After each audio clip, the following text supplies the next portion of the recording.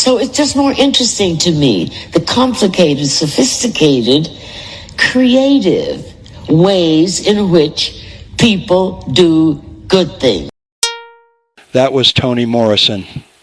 Hear more from her at the end of this Creative Mind audio, commenting on why times like these are precisely when artists go to work. Actor and writer Amber Tamblyn reads comments by journalist Rebecca Solnit, followed by Solnit talking about activism for social change and not giving up.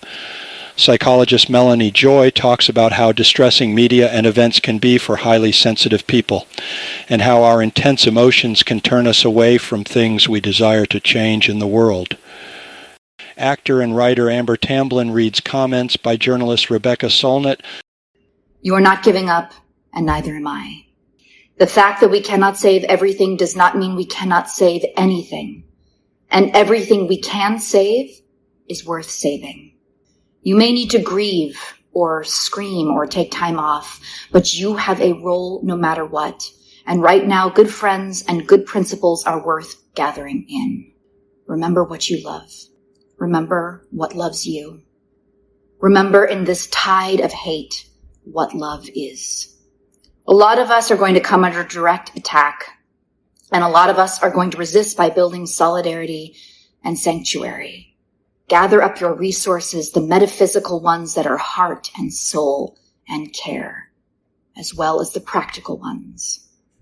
People kept the faith in the dictatorships of South America, of the 70s and 80s in the East Bloc countries in the USSR.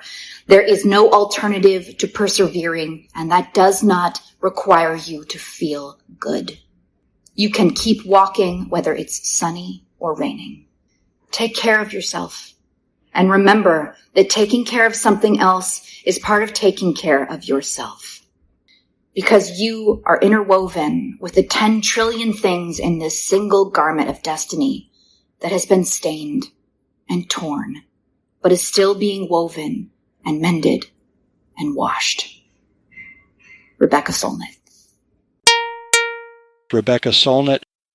In the same way that Standing Rock didn't stop a pipeline, but had a number of remarkable other consequences, including inspiring AOC, who was just a bartender and waitress nobody had ever heard of, to run for office, and one of the great upset victories of recent history, defeat the third most powerful man in the Democratic House to become the youngest woman in Congress ever, and do a hell of a lot of amazing stuff, and be maybe one of the great voices of our time. Yeah, I think so. So Standing Rock inspired her to do that. Yeah. So a lot has changed since you entered the climate movement or the environmental movement. How do you evaluate the progress that's been made when we look back, and we've talked about some of these, the recent bills, but when you look back on maybe the last 20, 15, or even 5 years, what we've done, and also considering that as there's been progress, there's been continued acceleration of climate impacts. Last year was the hottest, this is the hottest year on record, and that keeps happening. And thank you for asking me a slowness question, long-term change. I think if you told people where we were with renewables and how powerful and engaged the climate movement is, and how much the public is engaged compared to where we were 10 years ago, I don't know how much people would believe it. And I think some of the problems we still have are that a lot of people get this vague understanding and don't get updates. The idea that we don't have the solutions, that nobody cares, that the media is not covering it, are all things that were reasonably true to say 15 or 20 years ago. They're completely inaccurate now. And it's also really interesting because there was this period, I think of it as the Al Gore Inconvenient Truth Compact fluorescent Prius era, when renewables, I didn't fully realize myself until I read this wonderful book that's a short history of the human use of coal from the very beginning through the Industrial Revolution to the present. The book came out at the end of the 90s, and it said, burning fossil fuel is bad, but we don't really have an alternative. And I read this about 8 or 10 years ago, and it made me think, oh my God, renewables were not what they are now. We've had an energy revolution, and this energy revolution is too slow for most people to have noticed. Renewables were expensive, they were primitive, they were utterly inadequate to the job, even a little over 10 years ago, let alone at the millennium. So we've had an energy revolution that's incredibly exciting, but only if you can see the arc of change, which is slow and incremental and very wonky. And so everything is different. And the early climate movement was polite. It was sort of requesting and kind of trusting governments and corporations to do good things. The idea that we had to fight them, blockade them, call them out, etc. I watched the founding of 350.org and watched it go from a kind of nice, polite organization to a much more radical one. So well, now people are throwing soup and paint on famous artwork, and right? It's funny when people get all outraged about that. I'm like, I saw the impact of the BP blowout in the Gulf of Mexico. Like, you think a little tomato on a sheet of glass is bad? Yeah. Let me tell you about lighting the ocean on fire and respiratory diseases, the ruination of Vietnamese refugees, livelihoods in the fishing industry, thousands of pelicans coated in oil, and all the kids with asthma here by the Chevron refinery, all the forms. The fact that fossil fuel every step of the way is poison, and it's political poison as well, feels like something we're just beginning to recognize, because we grew up in the sort of the age of fossil fuel is regnant and triumphant, and it's been completely normalized, and part of our job is to denormalize it. Yeah. I mean, the idea that, it's a normal thing to turn on your gas stove and smell gas in your home, that you're combusting. Methane, which we now call methane. Yeah, and we're telling the truth. It's kind of when that gas change happened for me. I remember thinking it had been so normal, and now I was sort of like, really it affected me. Good climate news, good environmental news can be slow-moving, can be highly technical, and as a result, it doesn't necessarily get the same play or coverage or even public understanding as something like a hurricane or a wildfire or things that are much more fast, gripping, kind of destructive, bad news. So I think it can be easy for people to read the news and think that we're in a pretty dire situation. How do you think about climate defeatists versus climate denialists or deniers?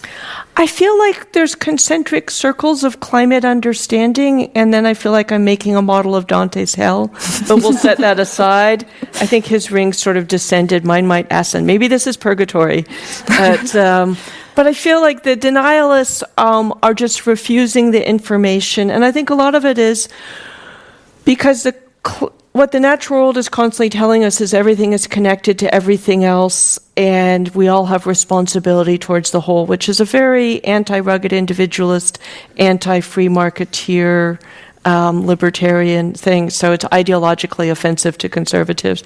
But they're so far they're so far over there, they kind of don't matter. And but climate defeatists who abound often are also not particularly, they don't deny that climate is real.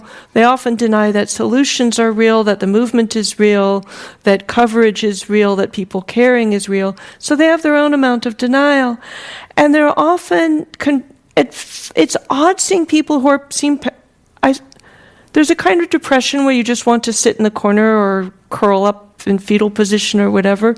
But these sort of evangelists of giving up, like the energized ones, I don't fully understand it, but I find that a lot of times very often that their facts are wrong, and that their frameworks about how change works and the nature of power is often wrong too.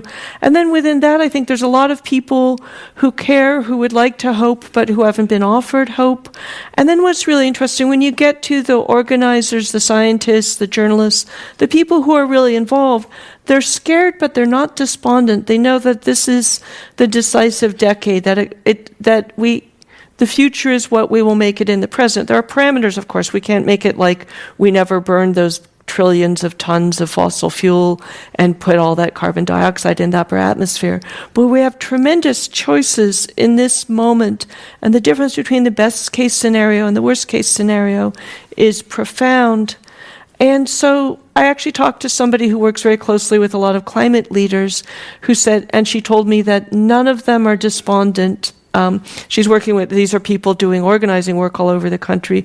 I also see in frontlines communities, and we have a bunch of frontline community members from Fiji, from the Marshall Islands, the Bangladeshi American, but who's very involved with her home country, the Philippines, which is one of the most climate impacted places.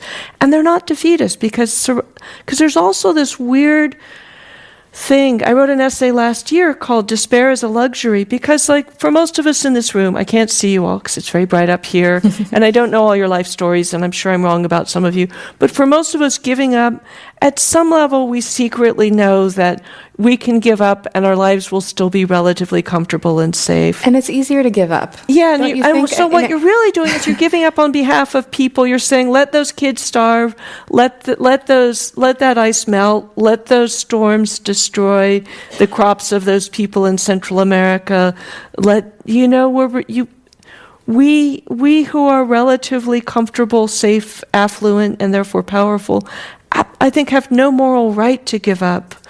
And we're giving up, to let other people die first, other people lose first, other species lose first. And I don't think surrendering prematurely is a very interesting way to live your life. And no, but I also think the facts don't bear out that we should do that. And I don't think it's ethical. And I think the facts say there's a lot worth fighting for now, and fighting for it is a really good way to live.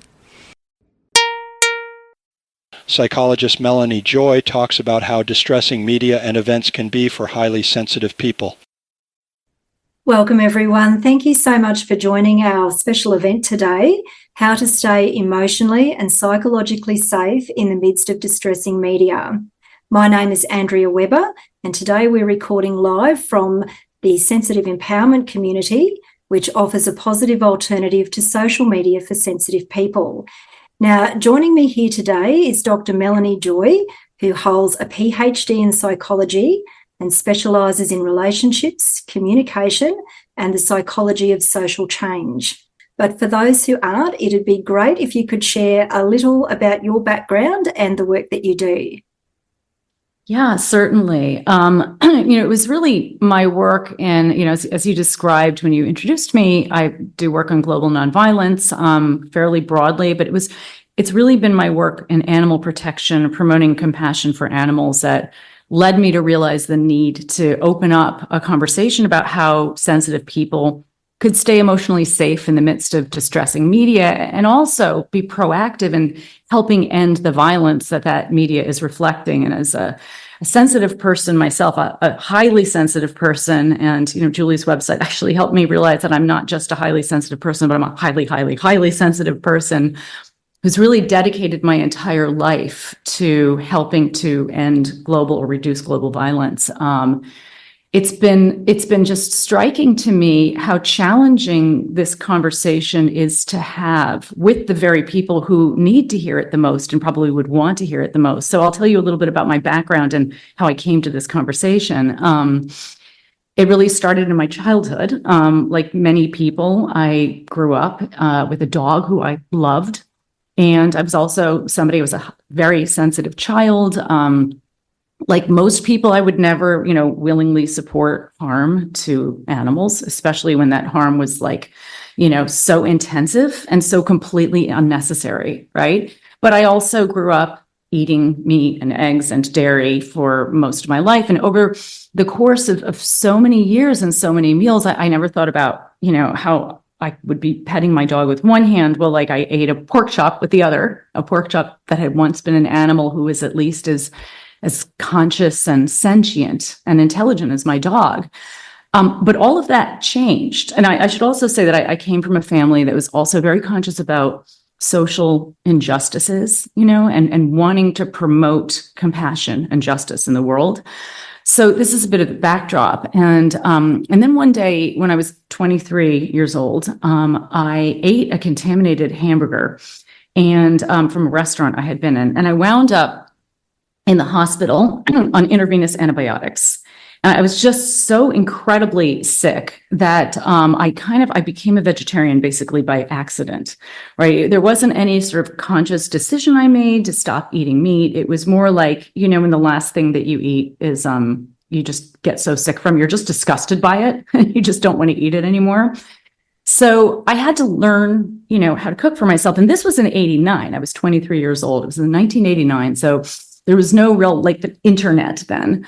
And so I was learning about, what to eat and how to cook for myself, how to be a, vegetarian. And this information, this search essentially led me to information about animal agriculture. And then what I learned, it just shocked and horrified me. I just could not believe the extent of the suffering to the animals, to the environment, to human health. I became vegan shortly thereafter, after learning about egg and dairy production, which are arguably the most brutal of all of the industries. So I was shocked and I was horrified. But what shocked me even more than what I was learning about was that nobody I talked to about what I was learning was willing to hear what I had to say. Their response was always something like, don't tell me that you'll ruin my meal. Or they'd call me like a radical vegan hippie propagandist. And, these were my friends and my family members. These were compassionate people, many of whom were actually very sensitive people like I was. And I just became really curious about what could cause caring people, and rational people to just, stop essentially thinking and feeling and shut down the conversation when it came to their, to eating animals, like what was going on. And so this led me to do my research, and I studied the psychology broadly, my doctoral research in psychology. I studied the psychology of violence and nonviolence. I really wanted to understand basically how when we look at the violence in the world in general, whether it's violence toward humans or violence toward animals, we can see that, atrocities throughout human history and, and everyday violence is largely enabled, by a populace, because a populace turns away from a reality that they feel that they can't face, right? And when we look at the transformation of these atrocities, they have generally been transformed because a group of people chooses to bear witness to them and encourages others to bear witness as well. So I really wanted to know, what is it that makes us turn away? What is the psychology? What's going on? And how can we work to change this? And so this was what led me to do my work on the psychology of eating animals. And I really looked at the psychological mechanisms that really causes us to shut down our minds and hearts, or cause us to shut down our minds and hearts. And then I expanded that research over the years to be, to include the psychology of oppression, more broadly. And so I don't need to get into any details of that, but that was what really brought me to the work, what led me to the work that I do today. And, and to what we're going to be talking about today, which is the paradox of how it's the sensitive people in the world who are often the most deeply affected by injustices and by harm to humans and to animals. And it's also those of us who are most sensitive who are in some ways most likely to turn away because it's so painful for us. We're more easily dysregulated. And, dysregulation, for people who aren't familiar with that term, is it's the nervous system being out of balance. So when you're dysregulated, it means your nervous system is out of balance. You're basically in a state of fight, flight, or freeze. And you could be mildly dysregulated, or you could be extremely dysregulated, which means to be flooded. And people typically feel unsafe when they feel dysregulated. So if you're a sensitive person and you know that witnessing violence causes you to be dysregulated, you're going to be more likely to avoid that, And I'm not just talking about, witnessing graphic imagery, which I don't advocate that people do if they can avoid doing that. I'm talking about just even becoming aware of a problem. For many of us who are sensitive, the world is just not set up for sensitive people, as I'm sure listeners know very well. And I there's a tendency to become increasingly self-protective because, you turn on your computer, you walk out the door, you have no idea what you're going to be encountering. And it's not easy being a sensitive person in an insensitive world. So a lot of times, we also may turn away because we feel helpless, right? And nobody wants to feel helpless. But for a sensitive person, feeling helpless can be even more painful, right? Because we feel everything so deeply. And sensitive people tend to also be conscientious, like, as you said, really caring. We care so deeply, not just about what's happening in the world, but about our own impact on others. Toni Morrison speaking with her friend Peter about being depressed over a presidential election. I said, I don't know, Peter. I said, I feel so tired. I was writing and I can't write. And I was talking about what had happened politically that had made me so, as you say, paralyzed or not doing it or not thinking about it. And he started screaming, no. This is the time when artists go to work. Not when everything is all right. Not when it looks sunny. It's when it's hard. And I thought about all those people who wrote in prisons, in gulags, under duress, they were doing it. So I'm sitting here going, I can't write. It's so embarrassing.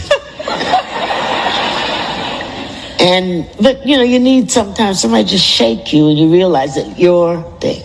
So it's just more interesting to me, the complicated, sophisticated, creative ways in which people do good things. They're interesting to me.